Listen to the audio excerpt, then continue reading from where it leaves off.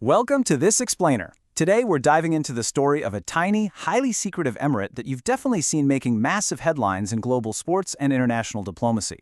But here's the crazy part. Historically, it might never have existed at all. Instead of remaining one of the poorest places on the planet, the discovery of gas just 3 decades ago launched Qatar on an absolute conquest of the globe. So let's unpack the rapid, fascinating, and deeply paradoxical rise of a modern global powerhouse. To really understand how this nation conquered the global stage, we have to look at a phrase that pundits and diplomats were repeating constantly back in the 90s and 2000s. Qatar is punching above its weight. And the thing is, this wasn't just about vanity. They desperately needed to make themselves known across media, art, and sports, simply to ensure their own survival in a highly volatile region. All right, let's jump right into Section 1, the improbable empire. Now here is a stat that absolutely blew my mind. The core of this vast global empire, it rests on a citizenship of just 300,000 people. I mean, think about that. That's roughly the population of a small city like Pittsburgh or Nottingham. Yet, this tiny, tight-knit group essentially operates a massive global family business. And that brings us to a really wild demographic paradox. Imagine living in a country where the actual citizens make up barely 10% of the nearly 3 million inhabitants. The other 90% is this vast migrant workforce. It creates a deeply compartmentalized society where the citizens effectively live in their own parallel bubble. To really grasp their modern mindset, we have to rewind and look at their geography and history. We're talking about a tiny peninsula, roughly the size of the French island of Corsica, wedged directly between the two great rivals of the Muslim world, Iran and Saudi Arabia. Their identity is fiercely traditional. In fact, the 9 spearheads on the Qatari flag actually represent the 9 original tribes that most citizens descend from. They have very deep roots in Bedouin culture and Wahhabism, which is an ultra-conservative religious branch. Basically, this is a society historically shaped by some of the harshest desert conditions on the planet, a place where kinship and unity were quite literally a matter of survival. Which brings us to Section 2, the massive gas gamble. History moved incredibly fast here. We go from the very first oil exports in 1949 to declaring independence from the British in 71, but the real turning point, that hit in 1995. That's when Emir Hamad staged a bloodless coup while his father was abroad, stepping in with a highly aggressive vision to put Qatar firmly on the map. So, here's the absolute game changer. Emir Hamad made a massive financial gamble. He borrowed heavily from Western banks to drill into the vast North Field, which is a gas field they actually share with Iran.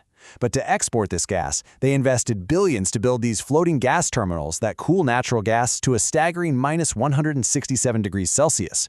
That turns it into liquefied natural gas, or LNG. At the time, a lot of people feared it was a giant bubble that would burst, but when global demand absolutely exploded in the late 90s, Qatar was already years ahead of its competitors. This one gamble fueled an economic growth rate of 10% per year.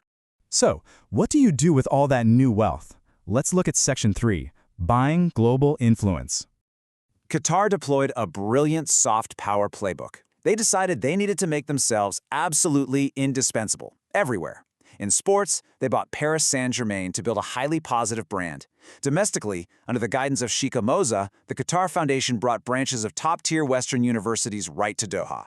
Her daughter, Princess Al Mayasa, spearheaded billion-dollar cultural projects, like the breathtaking National Museum of Qatar. And then, of course, there's the World Cup. They poured an astronomical $200 billion into the 2022 tournament infrastructure. To put that in perspective, that is 150 times more than recent tournaments in France and Germany. They essentially bought their way into existing everywhere. But let's look at what's happening back home. Section 4, a deeply segmented society. To build this modern empire, Qatar obviously needed a massive foreign workforce. And to manage that influx, they relied on something called the kafala system. This is so fundamental to understanding how the 10% manages the 90%. It's a sponsorship system where foreign workers must have a local Qatari sponsor. Historically, it severely restricted a worker's ability to change jobs or even leave the country without their employer's explicit consent. Qatari officials have openly argued this system was necessary for social control, essentially born out of a real fear of being taken over by the foreign majority. The contrast here is just staggering. It is literally 2 different realities in one nation. For the citizens, it's what's been called a profusion state, zero taxes and benefits so extensive that a $50,000 a day surgery in an American hospital is fully covered by the state. Meanwhile, the migrant workers who are physically building the country are enduring extreme heat for salaries that can be as low as $400 a month. This leads us directly into a heavily scrutinized topic, Section 5, the high human cost. This quote from an anonymous migrant worker really captures the painful duality of the situation. For hundreds of thousands of men from countries like Nepal, working in Qatar is a huge economic lifeline. They're saving money to send their kids to school back home, but the living conditions are incredibly severe. Workers are often crammed 8 to 10 in a small room without proper air conditioning, paying high rents out of those meager salaries, all while toiling on scaffolding in scorching sunlight. When we look at the data around labor deaths, there is a fierce war of figures. The Qatari government cites over 15,000 migrant worker deaths over a 10-year period, but they stress this includes all professions and natural causes. Then you have the World Cup Committee, claiming only 3 work-related deaths specifically on stadium sites. On the other side, NGOs argue the real toll is in the thousands across all construction sites. They point out that many young, perfectly healthy men died of cardiac arrest, respiratory failure, or just passed away in their sleep, conditions that NGOs link directly to severe sunstroke, dehydration, and exhaustion. So, where do they go from here? Let's look at Section 6, the century ahead. Recently, Qatar had to make a major geopolitical pivot. During the Arab Spring, flush with cash and a bit of hubris, Qatar tried to be a real history maker by aggressively backing the Muslim Brotherhood. But as counter-revolutions succeeded and civil wars broke out, Qatar found itself totally isolated by its neighbors. Realizing this interventionist strategy had failed, Emir Hamad made the highly unusual move in June 2013 to actually abdicate power to his younger, technocrat son, Tamim. Tamim's mandate was essentially a fresh start, pivoting away from aggressive foreign interventions to focus heavily on stabilizing their global image and successfully hosting the World Cup. Part of Tamim's fresh start meant addressing the intense global outcry over labor rights.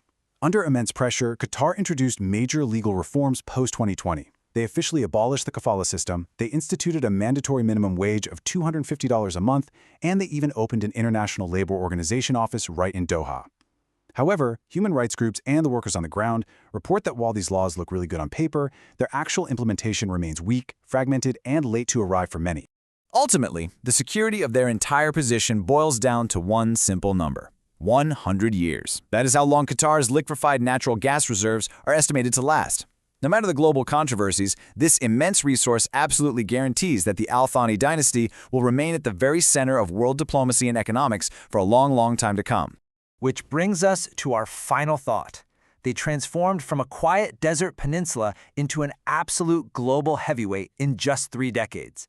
So as that gas continues to flow for another entire century, what will Qatar's next evolution look like? How in the world will they balance their deeply traditional roots with those massive global ambitions? It is a fascinating paradox to watch unfold. Thanks for joining me for this explainer, and keep questioning the world around you.